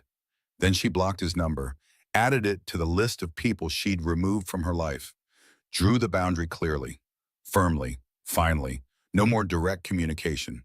Everything through lawyers, everything documented, everything at arm's length. She was done engaging with him, done defending herself, done explaining, done justifying. She was done. The next morning, she woke up to 17 missed calls, all from unknown numbers, all from reporters wanting comments on Derek's charges. She called Margaret's PR team, gave a single statement. I'm grateful to the SEC for their thorough investigation. I'm proud to have cooperated fully. I'm focused on leading Whitmore Digital Health and preparing for my daughter's arrival. I have no further comment on my ex-husband's legal troubles. Professional, brief, final. By noon, it was quoted everywhere, and the narrative shifted again. She wasn't the bitter ex-wife. She was the responsible CEO, the ethical businesswoman, the whistleblower who chose integrity over loyalty. The court of public opinion had rendered a new verdict. She was the good guy. Derek was the villain. Case closed. Preston called that afternoon. Have you seen the team's response to the charges? No, what response? They're all posting on LinkedIn, supporting you, thanking you for saving the company, explaining that you exposed Derek's fraud and protected their jobs. It's going viral. You've got 300 employees publicly defending you. That's powerful. Cassie pulled up LinkedIn. Post after post from people she barely knew. Cassandra Whitmore saved my job and my family's financial security. Thank you for your courage. I'm proud to work for a CEO who chose ethics over convenience. Cassie Whitmore is the leader we needed. Derek Ashford is the cautionary tale we deserved. The support was overwhelming, unexpected, humbling. She'd spent weeks feeling alone, isolated, like she was fighting this battle by herself. But she wasn't alone. She'd never been alone. She'd just been convinced he was by the person who needed her isolated to control her. Layer 6, quiet strength. That evening, Cassie sat in her office after everyone left. The building was silent, empty, just her and the city lights. She pulled out a notebook, started writing.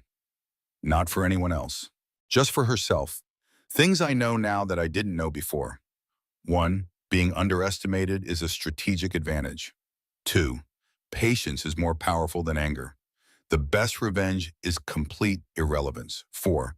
Family isn't about never leaving. It's about being there when you come back. 5. Strength isn't about never breaking. It's about getting up after you break. Love that requires you to disappear isn't love.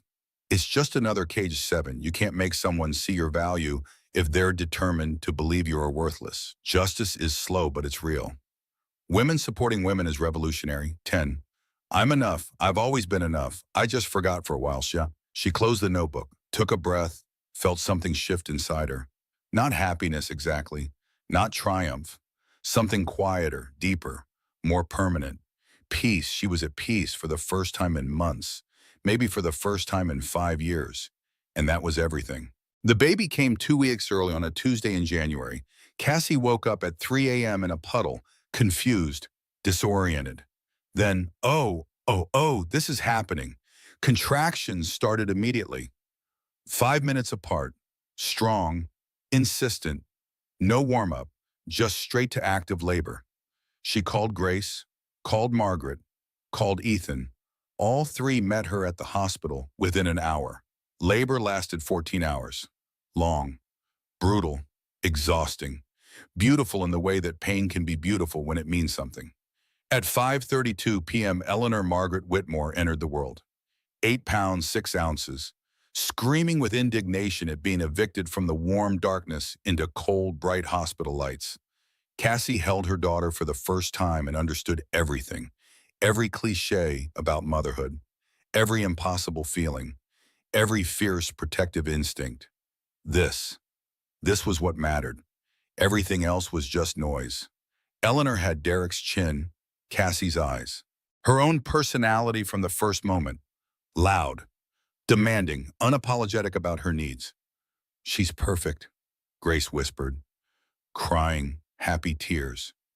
She's a Whitmore, Margaret said, touching Eleanor's tiny hand. Strong, stubborn, going to run the world someday. Ethan just stood there, speechless, looking at his niece like she was a miracle, which she was. Derek came to the hospital the next day. He was allowed supervised visitation. Court-ordered, lawyer negotiated. Cassie received him in her private room, Eleanor asleep in her arms. She's beautiful, Derek said. He looked older, worn, like the last 3 months had aged him 5 years. Yes, she is. Can I hold her?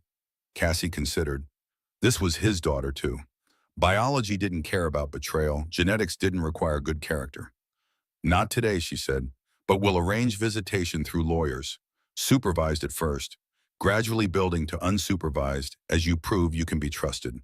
We'll see how it goes. Cassie, I'm sorry. For everything. I was stupid and arrogant, and I threw away the best thing in my life. Yes, you did. Is there any chance we could? No. The word was firm, final, free.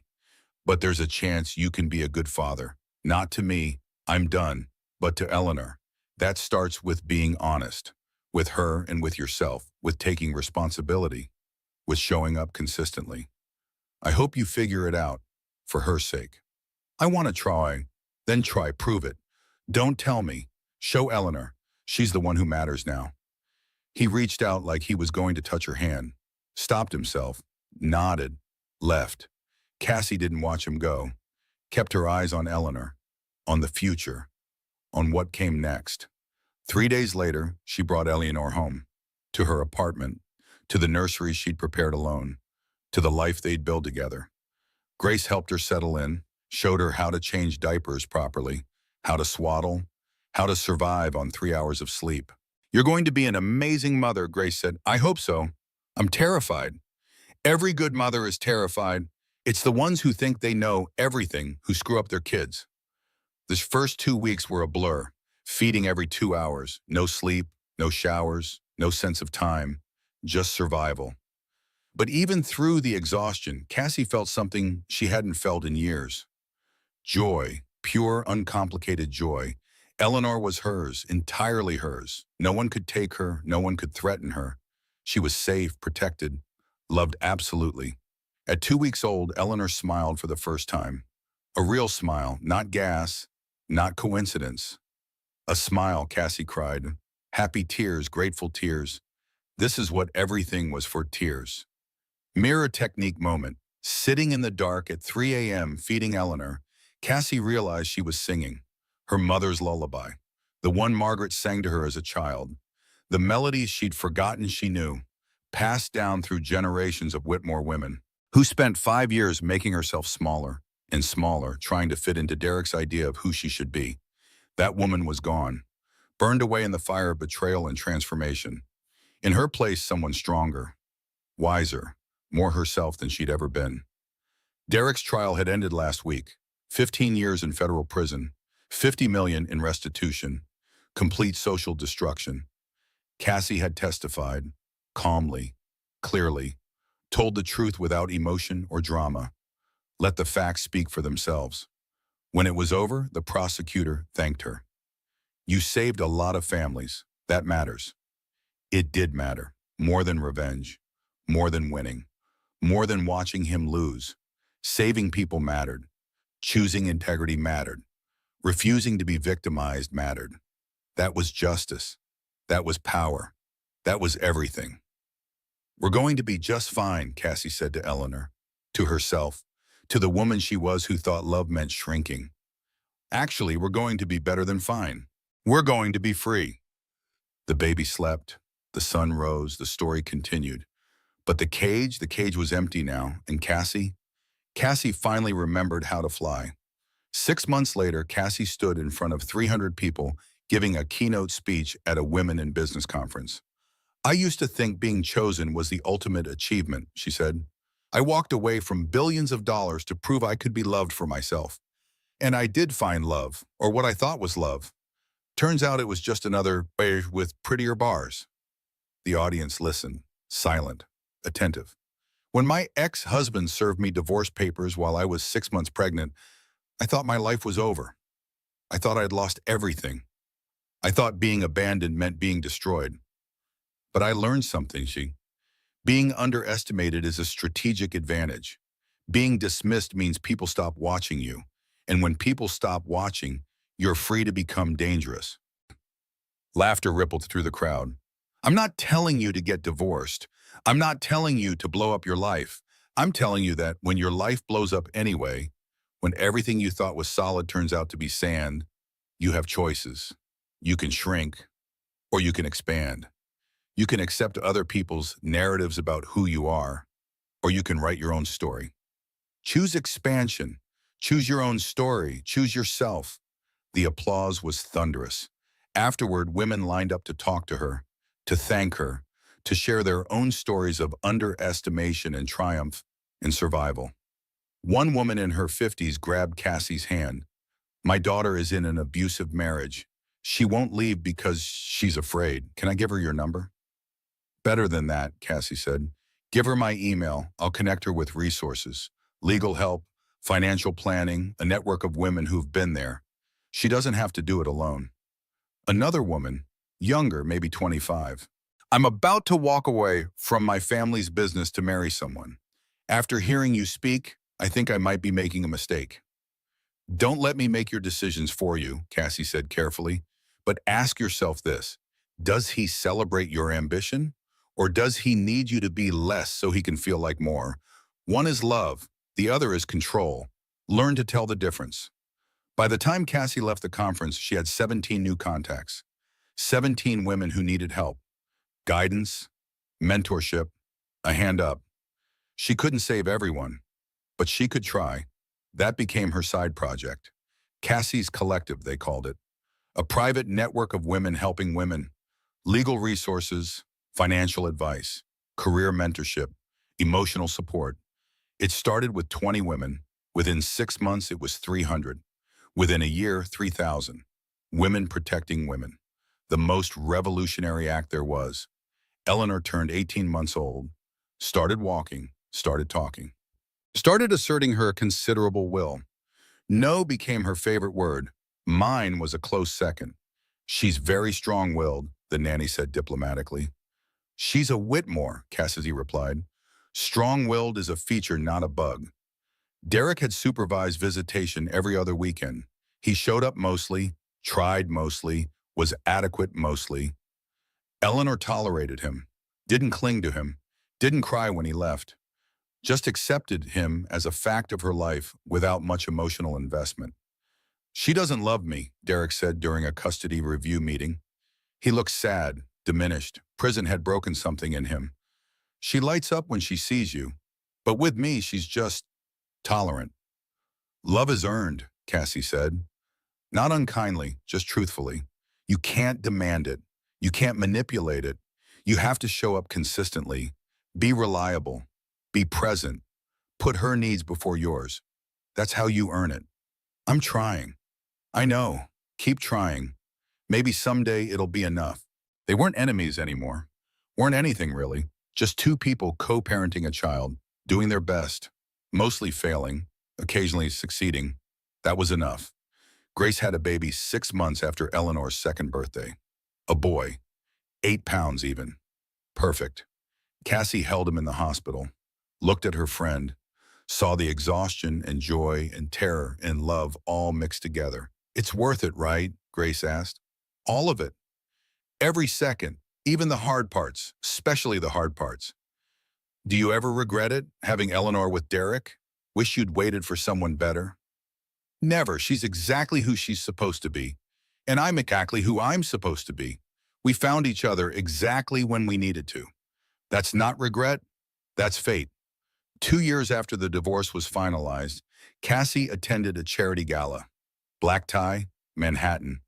The kind of event where deals get made and alliances form. A man approached her at the bar. Distinguished. Early 50s. Kind eyes. No wedding ring. Cassandra Whitmore, he said, I've been hoping to meet you. I'm Robert Kensington. I run the foundation that funds your women's collective. Mr. Kensington, thank you for your support. We couldn't do this work without you. Call me Robert, and I should be thanking you. You're doing revolutionary work, changing lives, building power structures that include women instead of excluding them. That matters more than money ever could. They talk for an hour about the collective, about justice, about power dynamics and systemic change, and how to build something better than what exists. He was smart, funny, engaged, listened more than he talked, asked questions that showed he'd actually read her work. When he asked for her number, she gave it. When he called 3 days later, she answered. When he asked her to dinner, she said yes. Is it too soon? She asked Grace. It's only been 2 years. Am I ready for this? Only you know if you're ready.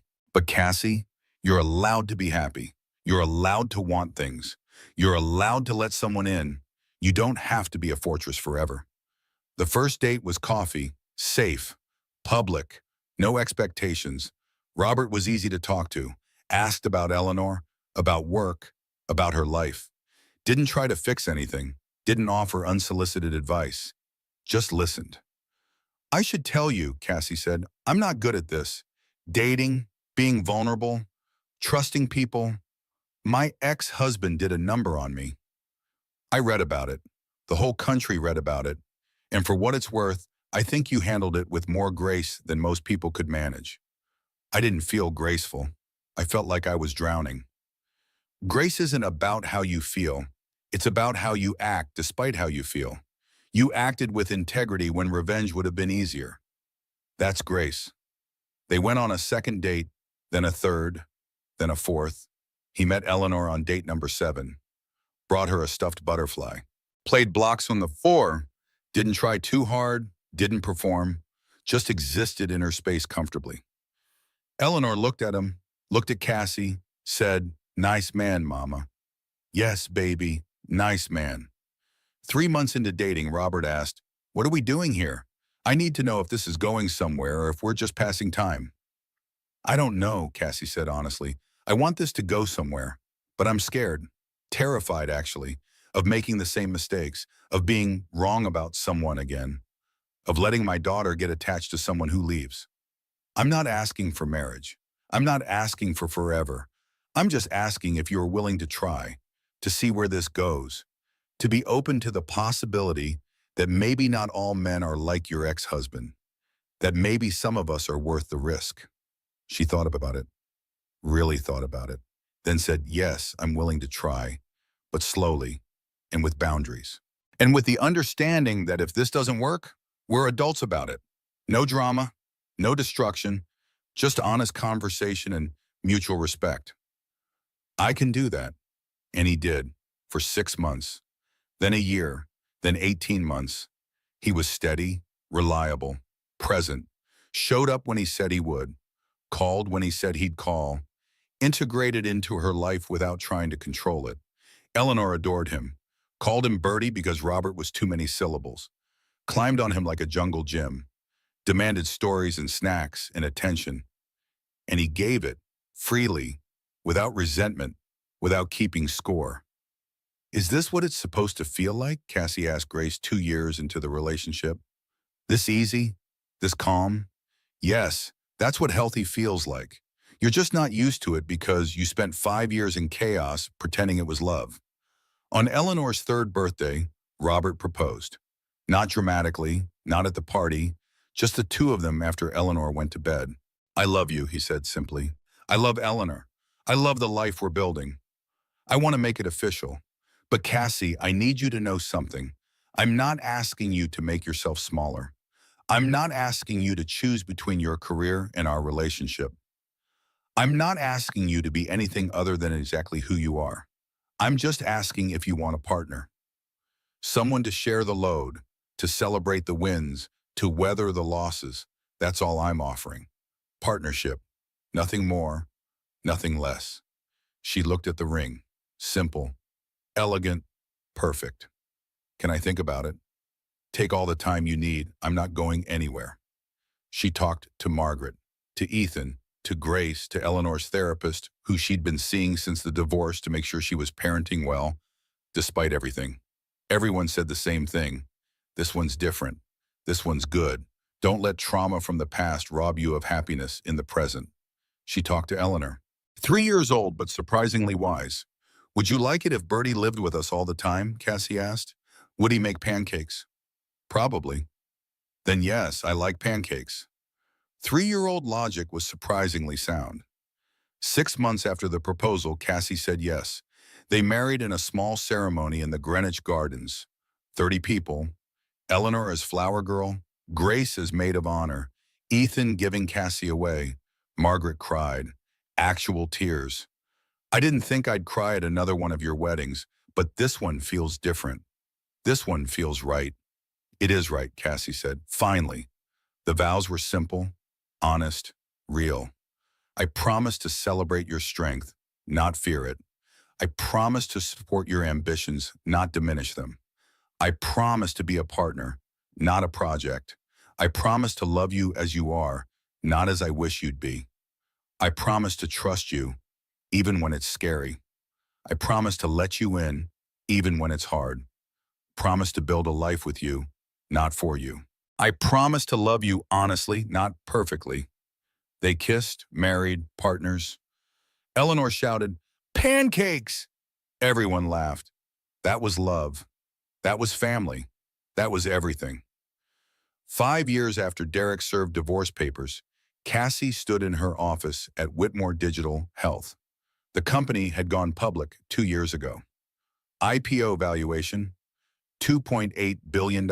She was worth, on paper, over $3 billion. But that wasn't the wealth that mattered. The wealth that mattered was Eleanor. Healthy, happy, thriving. Starting pre-K in the fall. The wealth that mattered was Robert. Steady, present, making pancakes every Sunday. The wealth that mattered was the collective, 8,000 women now, supporting each other, lifting each other, changing the world one life at a time. The wealth that mattered was Margaret, proud, loving, present in ways she hadn't been before. The wealth that mattered was Grace, best friend, co-conspirator, sister in all but blood.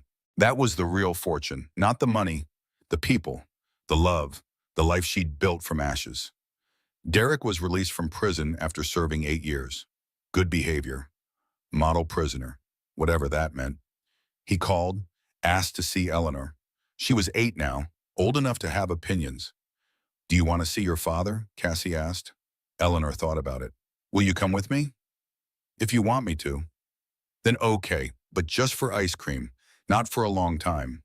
They met at a park, public, safe, supervised by Cassie's presence, if not officially. Derek looked older, broken, humbled in ways that 8 years in federal prison will do. "Hi, Eleanor," he said, awkward, uncertain. "You probably don't remember me." "I remember," Eleanor said. "Mama showed me pictures. You're my biological father, but Bertie is my dad." Mama explained the difference. Out of the mouths of children, Derek's face crumpled, but he held it together. "That's fair. That's more than fair. I wasn't there. I made mistakes. I hurt people. I hurt you and your mother. I'm sorry." "It's okay," Eleanor said, with the magnanimity only children possess. "People make mistakes. Mama says what matters is if you learn from them."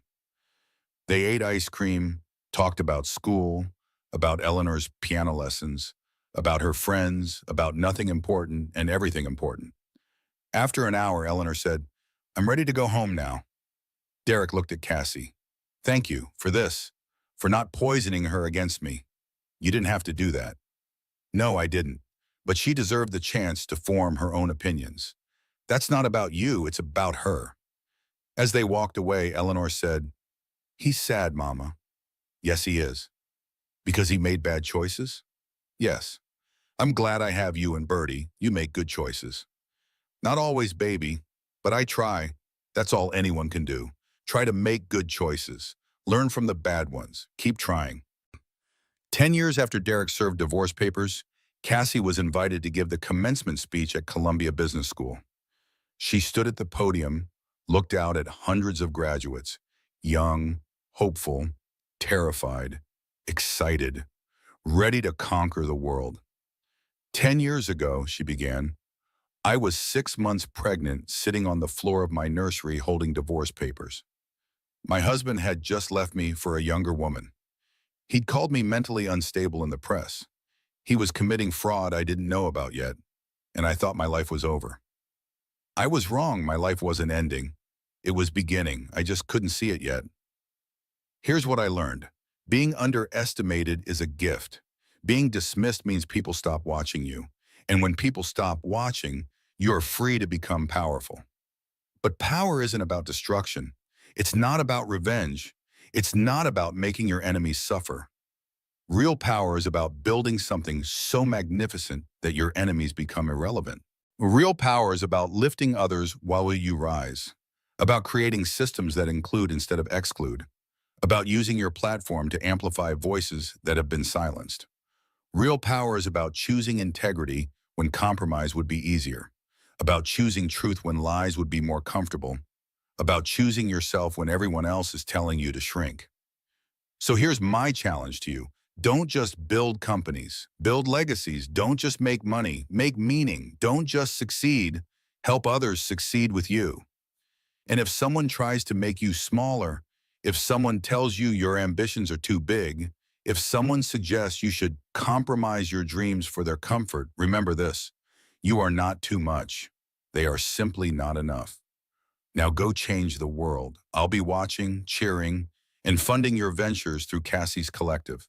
Because women supporting women isn't just nice, it's revolutionary. The applause lasted 5 minutes. Afterward, a young woman approached, 22 maybe, eager, scared, determined. "Ms. Whitmore, I'm graduating today with 200,000 in student debt and a startup idea I'm terrified to pursue because everyone says it's too risky. What would you do?" Cassie looked at her, saw herself 10 years ago, young, uncertain, waiting for permission to be great. I'd pursue it, Cassidy said. Fear means it matters. Risk means it's worth doing. And debt? Debt is just another problem to solve. You know what's riskier than starting a business? Spending your life wondering what would have happened if you'd tried. Will you mentor me? No, I'll invest in you. There's a difference. Send me your pitch deck. If it's good, you'll have seed funding by next month. If it's great, you'll have me as a board member. Show me great. The girl's eyes filled with tears. Thank you. You have no idea what this means. I do know someone gave me a chance when I needed it most. I'm paying it forward. That's how this works. We lift each other, always. That night, Cassie came home to chaos. Eleanor was 13 now, teenager, all hormones and opinions and drama. Mom, Izzy said I can't go to the concert because her mom thinks I'm a bad influence because of what grandfather Derek did. Can you believe that? Robert was in the kitchen making dinner. Pancakes for dinner because Eleanor had specifically requested breakfast food and Robert could never say no to her. Breathe, Cassie said. First, breathe. Okay, Mom. Second, Izzy's mom is an idiot. Third, you're not responsible for your grandfather's crimes. Fourth, we'll figure it out. How? I'll call Izzy's mom, explain the situation. Remind her that children are not responsible for their parents' mistakes. And if she's still unreasonable, then Izzy isn't a real friend anyway. That's so unfair. You're right, it is unfair. Life is unfair. But here's what you do with unfair. You refuse to let it make you bitter. You refuse to let other people's small-mindedness make you small. You hold your head up and you keep being exactly who you are. That's how you win. Eleanor hugged her, fierce, tight. I love you, Mom. I love you too, baby. Now go wash up. Pancakes are ready. Over dinner, Eleanor said, Mom, do you think I'll get married someday? Maybe, if you want to, if you find someone worth marrying. How do I know if they're worth it? Cassie thought about Derek, about Robert, about the difference between the two.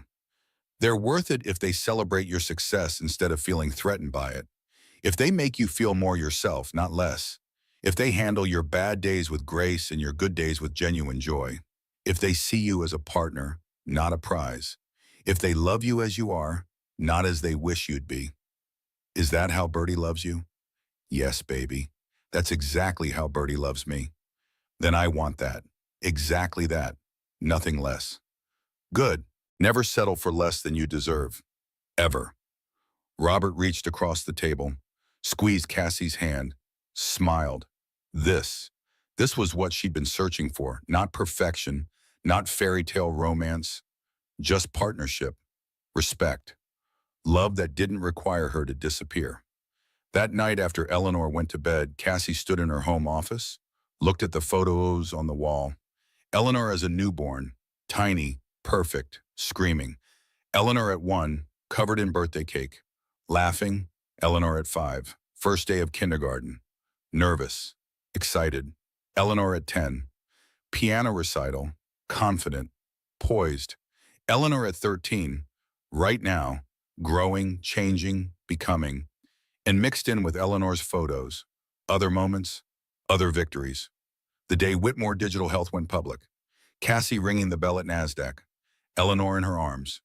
The day Cassie's collective reached 10,000 members. Women from all over the country, all over the world. Connected, supported, empowered. The day Cassie married Robert. Small ceremony. Big love the day Margaret officially retired and made Cassie CEO of Whitmore Pharmaceuticals. It's yours now, darling. Don't fuck it up. A life in pictures. A life built from ashes. A life that almost didn't happen because she almost accepted defeat. But she didn't accept defeat. She refused it, chose differently, fought back. And here she was, 14 years after Derek served divorce papers, CEO of a pharmaceutical empire, mother to an extraordinary daughter, wife to a good man, founder of a movement that was changing thousands of lives. She'd won, not because Derek lost, but because she chose to win. That was the difference. That was everything. Her phone buzzed, a text from an unknown number. Ms. Whitmore, my name is Sarah Mendez. I'm 28, 6 months pregnant, and my husband just served me with divorce papers. I saw your TED Talk. I saw your story. I need help. I don't know where else to turn. Please. Lydia Cassie stared at the message, saw herself 14 years ago, scared, alone, desperate. She typed back, "You're not alone. Call this number tomorrow at 9 a.m. It's my direct line. We'll figure this out together. You're going to be okay. I promise." Because that was the real legacy. Not the money, not the company, not even Eleanor. The real legacy was the lives changed, the women saved, the cycles broken, one woman at a time, one conversation at a time, one act of solidarity at a time. That was revolution. That was power. That was justice. And Cassie? Cassie was just getting started. So that's how Cassandra Whitmore turned her worst day into her greatest victory. From divorce papers on her pregnant belly to CEO of a billion-dollar company. From mentally unstable to unstoppable. Derek thought he was the main character. Turns out he was just the villain in her origin story. Now I have a question for you. If you were in Cassie's position, what would you have done? Taken the money and run? Or fought back like she did? Drop your answer in the comments. I read every single one. And if this story taught you anything about never underestimating the quiet ones, about refusing to shrink, about choosing yourself even when it's terrifying, hit that like button. Share this with someone who needs to hear it. And subscribe because I've got more stories like this. Stories about ordinary people who refuse to accept defeat. The revolution is quiet, but it's happening, and you're part of it. See you in the next story.